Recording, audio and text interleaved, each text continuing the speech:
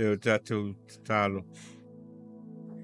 Ia malia upolo ngutu ma mawhawhanga o mātou loto I lau whawhonga lo mātou atua o lo mātou papa malena te tongi ola ina I mātou. Amen.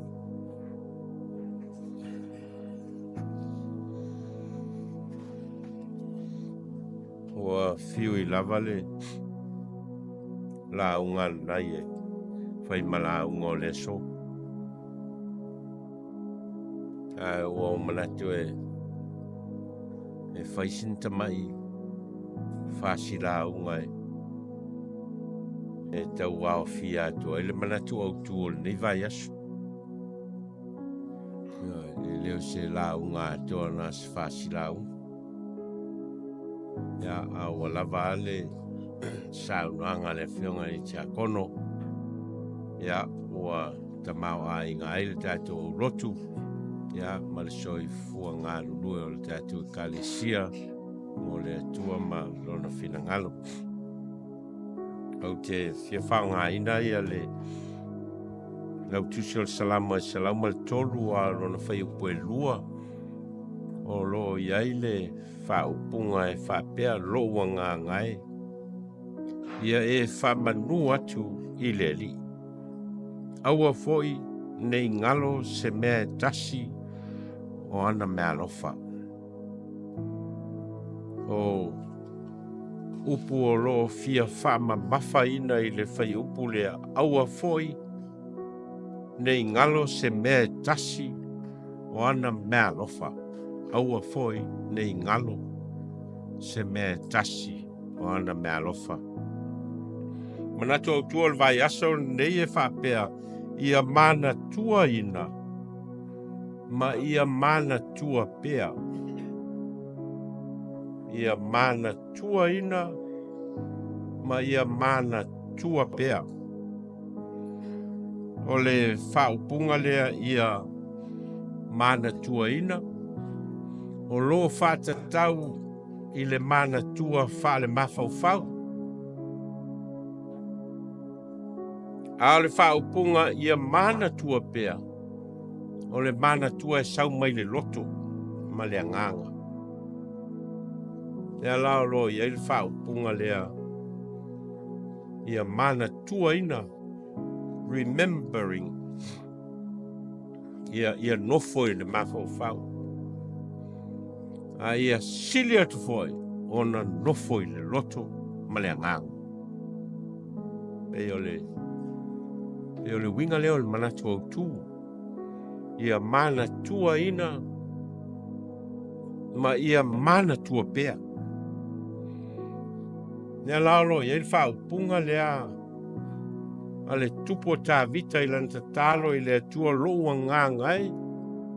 Ia e whamanū atu I le li. Aua foi. Nei ngalo se mea tasi o ana mea alofa. A o se tauroto e stamaititi o le tamaiti. Ia pea o hoi se la unga se tula fale alu e fai se whamoe moe. A whaia e alu ua ngalo le tauroto po ua ngalo le lau. E te whiura meto e pue. Ua sola. E lesto ina na. Nau atu e whaile si I ala tātou o lotu I o le maliu o lo tama. Ia, o mātou o ane nei, o au la o whai atu nei I o uso ma o tua whawhine. Ia mea re me bita hoi lea e whalongo mai o lau o atu le au lotu. So walu I o se tā pua I mako o roku lau o mai maliu. Ia o saulo ai I whatatali ia o atu nei. Na mata atu lore la unga na uma o upu a mata o lale a se a ngā ipa ia mwhalupenga ngalo lo mea. Le ngalonga nai leito e maua. Ka pena foi le ngalo le mafaufau o se tama po steine pe ao ina tui lumai tau faise la se tau loto la sa mena tau le ngalo ma le mafaufau ua le manatua ina e le mafaufau ao le mea lolo tau mawhai le Manatu Autu e au mai e le ngata ina manatua i le mafaufau a ia nofo i le loto ma le nganga. Tātou o tangata soifua e alu lava le malosi ao ina ngalo mea mau matua e fiu le me toi pu e le mafaufau ua ngalo a ma ua ngai whapena le to tele o tangata matitua te rei lopo le ale upu whapalani e tau ai to inga mai na mo le mai o le ngalo te rei a mata mai ai la ngalo mai lea a tono stay muli to a mauai a le tele o nai ta mama nai tina sa o mato ngalo lue fa tasi ia mau feilo e fo ia o la mele o le manatua o se mea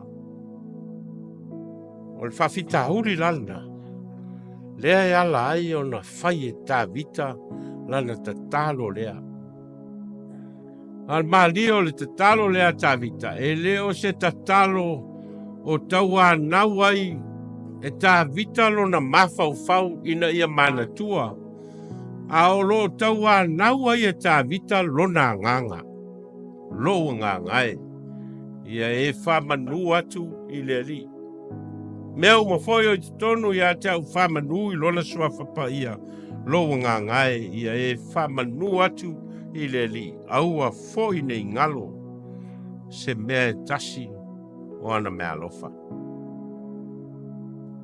Pai astal waisa o la unga i le se senga o le mea tau o le atua moni, ma le atua se sa o iaia le wha soa le lau. Tātou te loa i le se senga o le mea tau o le atua moni, ma le atua se ma le wha matala ina o le atua moni lea moi tātou o tangata kerisiano, e tu sama moni mau o le tuspa ia.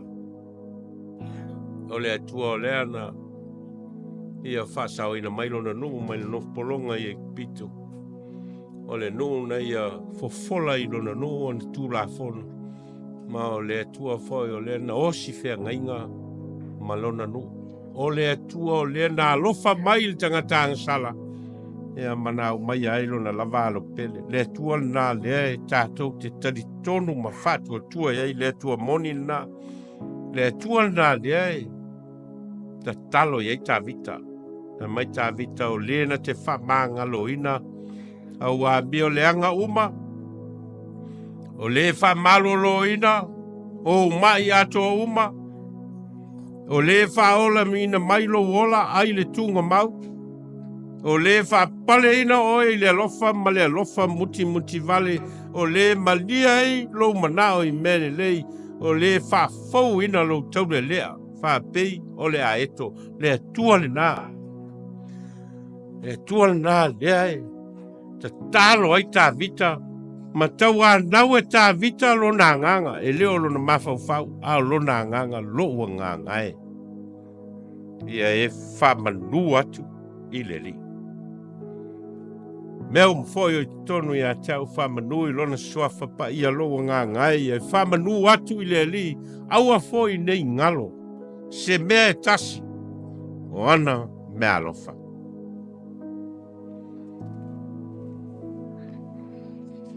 mea o lo nau ia tā vita whapel whamtalanga o le teimina tusia i tā vita le Salāmo lea o le teimina tau nganga ifo lo na malosi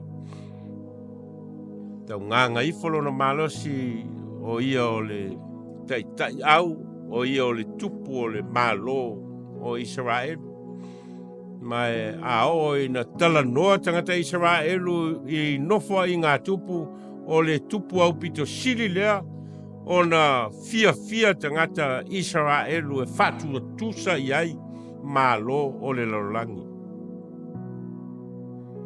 A lea lao, e leo tala noa tā vita, I sona mae wha tupu. E leo tala noa foi tā vita I sona malos. E leo tala noa foi tā vita, I le te leo le toso ina o tua oi o Israelu le vai tau o lana nofo I ngā tupu. Leo tā ua se meo mea na. Pau le meo lo tā ua manau nau iai. E tā vita ina iai loe lo nā nganga le atua. Iai loe lo nā nganga le atua. Lo nganga iai whamanū atu I le li. Mea uma foi o I totonu ia te au whamanū I lona suafa pa ia loa nganga ia e whamanū atu I le li. Aua nei ngalo se mea tasi o ana mea alofa. A whao ngā tangata Israelu le upu le a nganga. Pei ona whao ngā tā vita I ilan talo lea. E leo wha tusa e pei o se lima. Pei o le lima, po le vae, po le ulu, po le isu, po talinga. O se vaenga o le tino.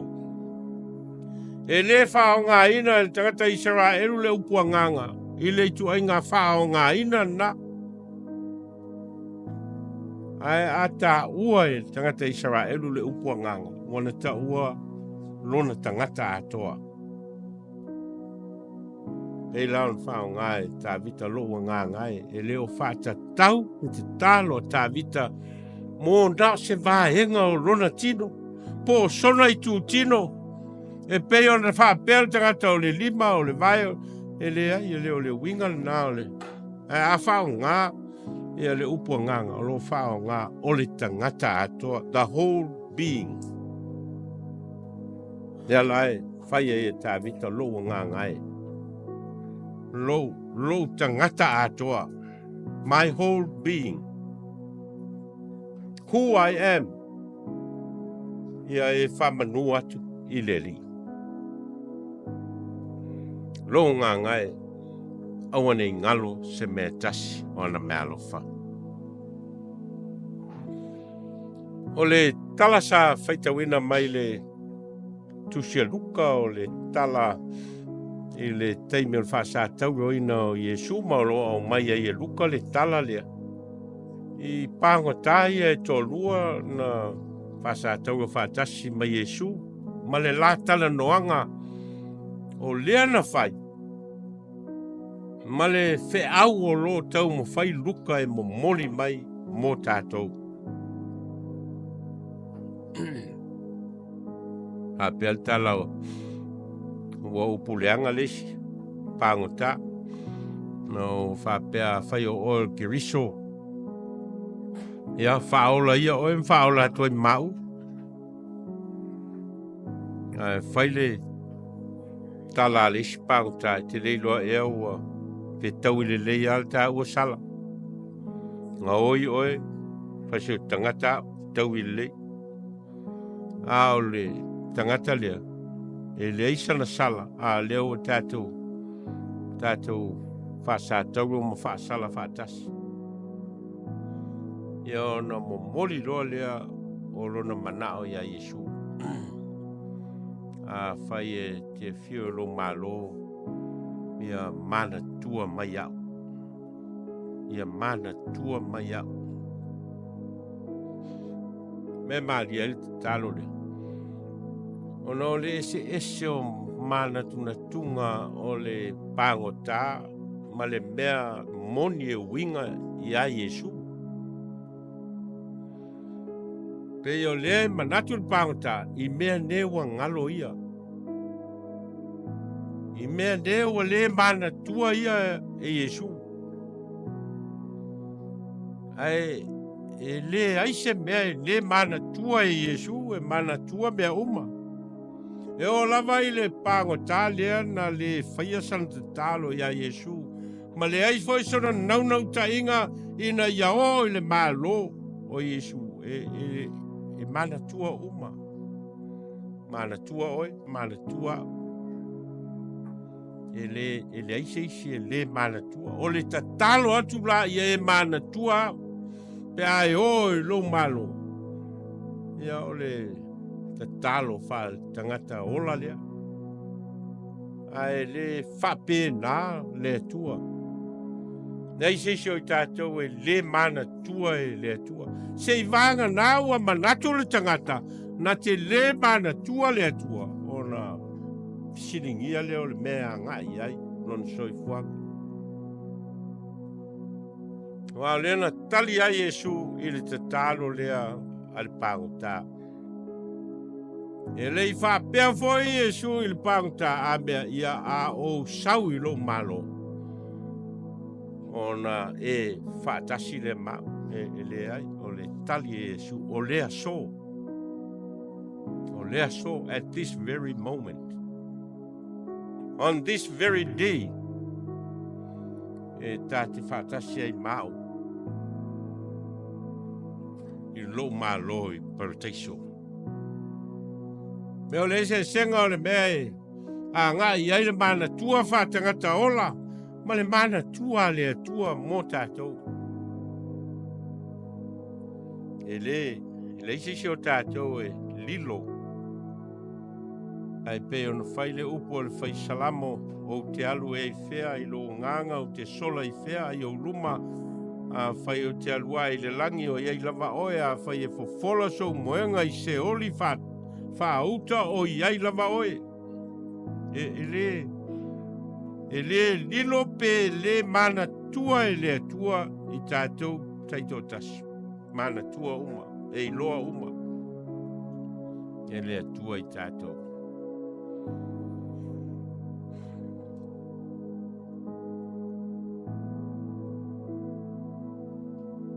O le naunau ta inga o le whai Salāmo i lana te talo.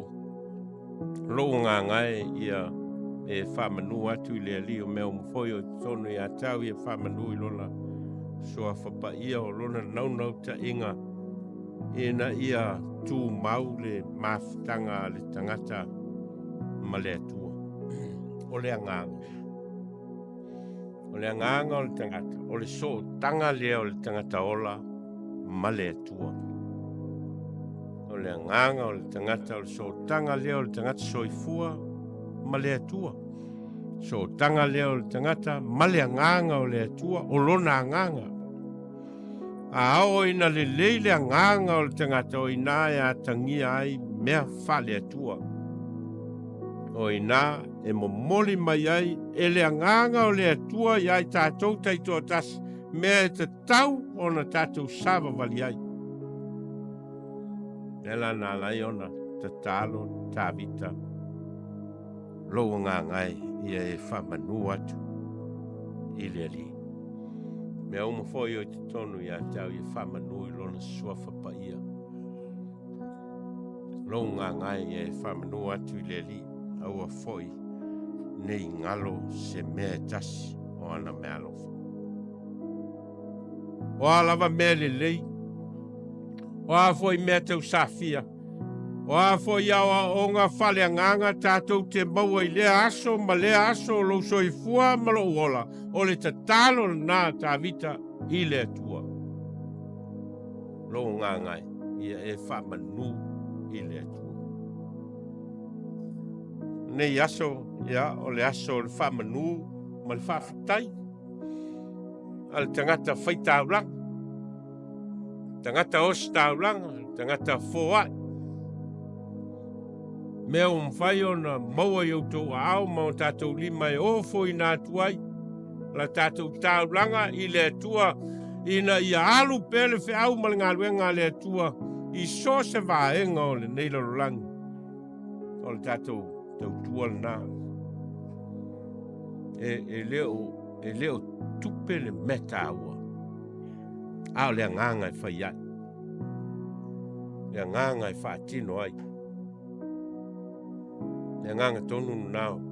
Tā vita na te talo ai. Po wheo tā tia ai lona nganga. I le wawhea ngai ai ma le atua. Po manatua e lona nganga lona atua. Po i loe lona nganga ao ina mai. O le atua e whamalolo mai. Ao ina angasala o le atua e whamangalo mai. Ao ina whiangai whainga tāle o langa nei o le atua na toe whafoi sia mai lona malosi mai le tunga mau. Mea i, o mea e manatua i le nganga. E leo ni mea e manatua na le mawhauwhau. A o mea e whawhetaia e ai le tangata whātuatua ma le tangata osta ulanga ma le tangata e na tali tonu i le atua ua na whaia me sili ma mea mātango fie mo oe ma. E le mativa le nganga o le tangata e mafuta i le atua. E le mativa. A tonu e mativa lima, tonu e mativa me tua iai, ai le mativa le nganga. A o ina malosi o tatu nganga e whai ai le mafutanga le tangata ma le atua. O isi mea oma o mea lea ngā. Mai leo ua Paulo e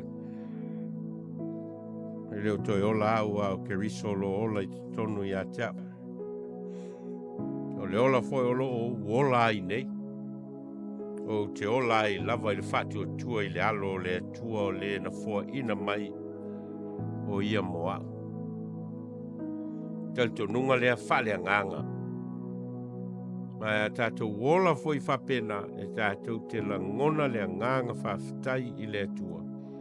O no lona alofa ma lona anga le lei mai moi tātou. Te o tātou talo. Whawhitai iae o Manatu Lotu ma o Manatu nganga ina o Manatu mautinoa. E le mativa le tangata whātua tua i la ua fio.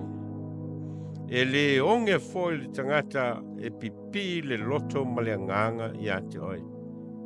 A wae te whata mau a inga ina i mātou ilo mātou mafuta pia ma oe e whawawau. Ia o mātou langona i nei aso au whamanuianga i le ngata o mea wai foi ina mai o mātou lima ma wao foi nātu. A o lo mātou wola whale nganga wa e whata mau a inga ina i lo whetalai mai.